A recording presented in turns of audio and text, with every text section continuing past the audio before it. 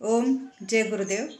आज इतका महत्त्वाचा व्हिडिओ टाकणार आहे मी किंवा रील टाकणार आहे, तर सगळ्यांनी नक्की लक्ष देऊन ऐका आणि ज्यांना मुली आहेत त्यांनी तर नक्की ऐका. आणि खूप महत्त्वाचं आहे, कारण तुमचा वेळ तुम्ही कुठं वापरला पाहिजे किंवा तुमचा वेळ कुठं घालवला पाहिजे हे तुम्हाला कळलं पाहिजे. आणि काय होतं माहिती आहे का, मुली लहान असल्यापासून मुलांकडे लक्ष देणं हे आईवडिलांचं काम असतं.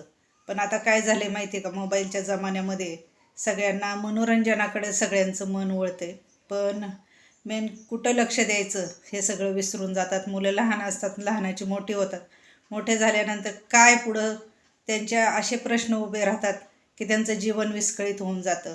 तर ज्या वेळेला मुलं लहान असतात तेव्हापासून आहे ना, काही गोष्टींची काळजी घेतली पाहिजे. आणि काही आपण जे मेन संस्कार जे मुलांना शिकवायचे असतात ते आपण शिकवले पाहिजे. कारण मुलं हे लहान असतात त्यावेळेला त्यांना जे आपण सांगू ते करतात, आणि तुम्हाला काही सांगायला वेळ नाही, त्यामुळं ते सगळं बाहेरचं शिकतात.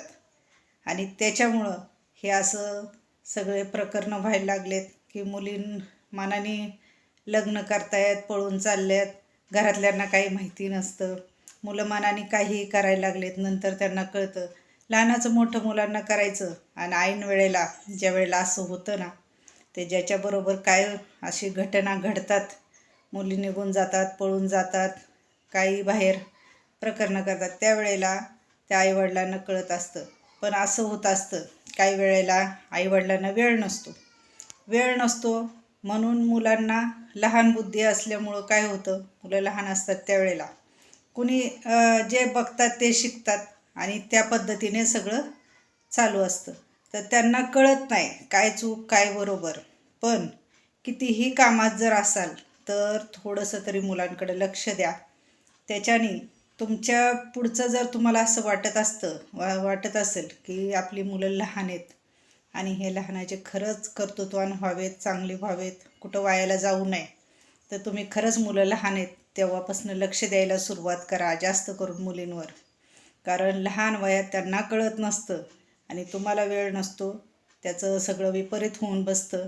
तर ह्यांना मला सगळ्यांना हेच सांगायचं आहे. आणि खरंच ह्या गोष्टीकडे लक्ष द्या. स्वतःचं बघण्यापेक्षा पुढं मुलांचं भविष्य बघा आणि खरंच सुखी व्हा. कारण आत्तापासनं मुलींना एवढं शिकवा की कपाळाला एक तरी टिकली लावली पाहिजे. खरं तर कुंकू लावलं पाहिजे, कुंकू नाही तर नाही, टिकली तरी कपाळाला असली पाहिजे मुलींच्या. त्यानंतर हातामध्ये एक गोट तरी बांगडी पाहिजे. हे संस्कार आत्तापासनं तुम्ही शिकवा. आज सकाळी मी मंदिरामध्ये गेले होते तेव्हा मी पाहिलं की एक मुलगी अगदी हे काय म्हणतात शॉर्ट बरमोडा घालून आली होती, गुडघ्याच्या वर होता, उंच होती. मुलगी 7वीला असेल, 7वी-8वीला. आणि 2 वेण्या, कपाळाला टिकली नव्हती, हातात बांगडी नव्हती, आणि काळ्या कलरचं ते घातलं होतं. आणि तशीच महादेवाच्या मंदिरात येऊन आपलं जल वाहून झालं, गेली नमस्कार करून. काय तर मंदिरात गेली. तसं मंदिरात जाण्याला काहीच उपयोग नसतो. कपाळाला टिक्का हा असलाच पाहिजे. मंदिरात तुम्ही जाताना आपण सनातनी धर्मामध्ये जोपर्यंत कपाळाला तुमच्या टिक्का राहत नाही, टिकली राहत नाही, तोपर्यंत तुम्ही केलेली कुठलीही प्रार्थना स्वीकार होत नाही. कारण आहे ना, ते शास्त्राच्या विरोधात आहे, हे लक्षात ठेवा. आणि मग ह्याची सवय कुणी लावली पाहिजे, तर तुम्ही लावली पाहिजे. आत्तापासनं मुलींना टिकली लावायची सवय लावा. कुंकू लावा म्हणत नाही मी, कुंकू जर लावलं छोटंसं तर खूप चांगलं, पण टिकली तरी लावायची सवय लावा. अशा मुलींना फिरू देऊ नका.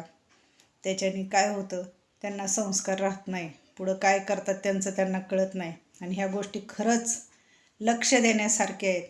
मी उगाच सांगत नाही आहे, काही गोष्टी पाहिलेल्या असतात. मी त्या मुलीला बोलणार होते पण तिची काही चूक नाही, तिच्या आईने पाठवलं. त्यांना जर काही बोलायचं नसेल तर मी बोलून काय उपयोग. तर तिची आई जर समोर असती ना तर मी बोलले असते. आणि हे खरं आहे.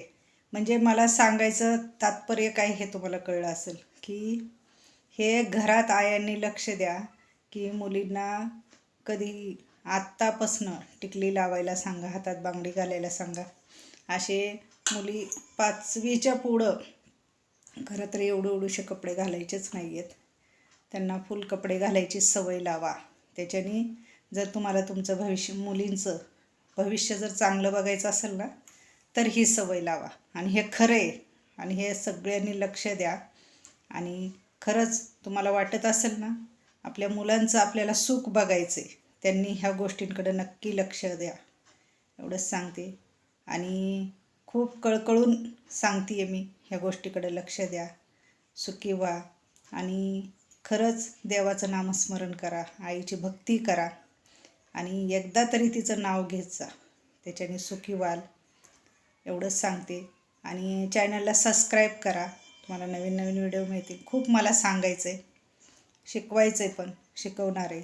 पण आधी मला आज हे सांगायचं होतं. आणि हे नक्की लक्षात ठेवा, नक्की व्हिडिओ बघत जा, महत्त्वाची माहिती मिळवा. ओम जय गुरुदेव. आई राजाऊ देव बोल मांडरच्या कळायचं चांग बोले. हर हर महादेव.